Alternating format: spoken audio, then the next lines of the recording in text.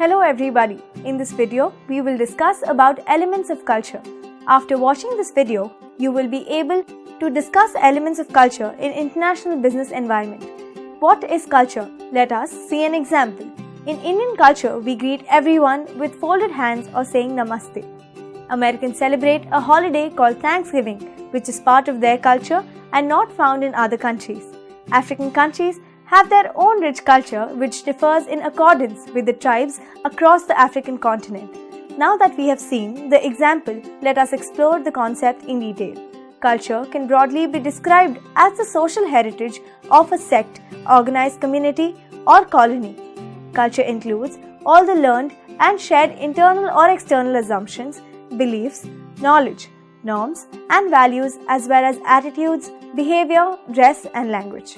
It is the entire set of social norms shaping human behavior. It is a fact that cultures may differ for every national political boundary. Cultural differences play a major role in influencing the company's profits in areas where it is operating. Let us see an example. Sometimes a business entity or a country might want to conduct business in a place outside their country.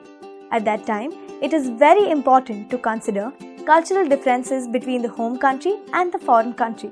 For example, an Indian business entity conducting business operations in Arab countries needs to be familiar with the strict norms being practiced in the country regarding business with foreign entities. The views of two countries regarding punctuality, gift giving, handshakes, role of women in business, etc. could be significantly different. This could affect the business adversely in the long run if the business entity does not familiarize with the other country's culture. In other words, a company can gain a major competitive advantage in the area of international competencies by improving the level of knowledge about the customs, traditions, and other cultural norms in the countries it is operating in. A culture comprises of a diverse spectrum of customs and traditions. Let's have a look at the various constituents of culture. Values. Let us see an example. If a person said, "I will not take money from people," it would not qualify as a value. But if he says, "I will not accept any bribe," his statement reveals a value of honesty that he practices in life. Similarly, the values practiced and followed by a businessman in his daily life can impact his business dealings in a major way. Next is norms and ideologies. A norm is an important element of culture. It refers to the normally expected social expectations that guide behavior in a particular area or region. For example, in Japan, personal identification cards and business cards are handed over respectfully in a formal or informal business meeting. Norms become a part of the law of a country if they are part of the customs and traditions being followed in the country for a long time. Language. The process of communication starts with the process of creation of an idea. The idea is encoded in the form of a language which may be spoken by way of words, depicted by way of images, audiovisual cues, by sign language, and in the form of writing. It is by the process of language that the ideas and the information are communicated, transmitted, and received.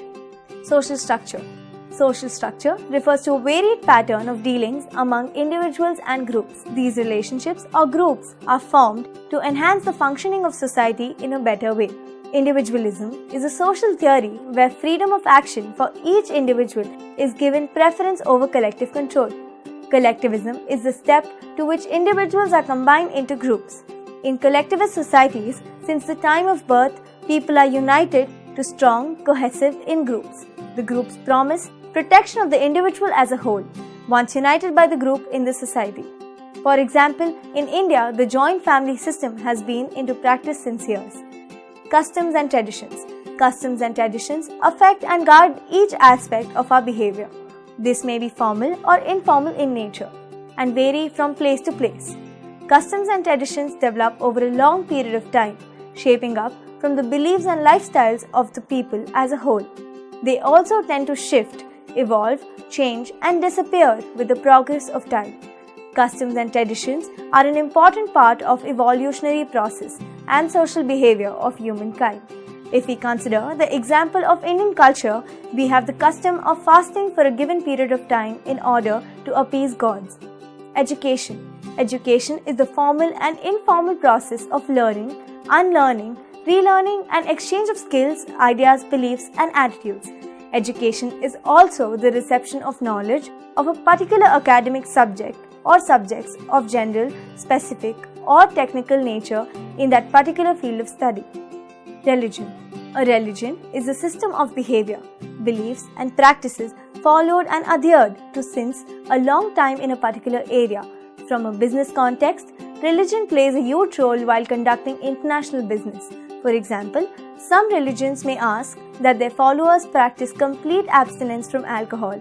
Other countries or business people cannot establish an alcohol manufacturing business in such countries which follow these religions. Let's have a quick recap on what we discussed.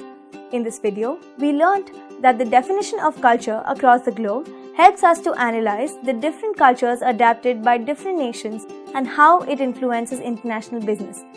Cultural differences play a major role in influencing the company's profits in the areas where it is operating. A culture comprises of a diverse spectrum of customs and traditions.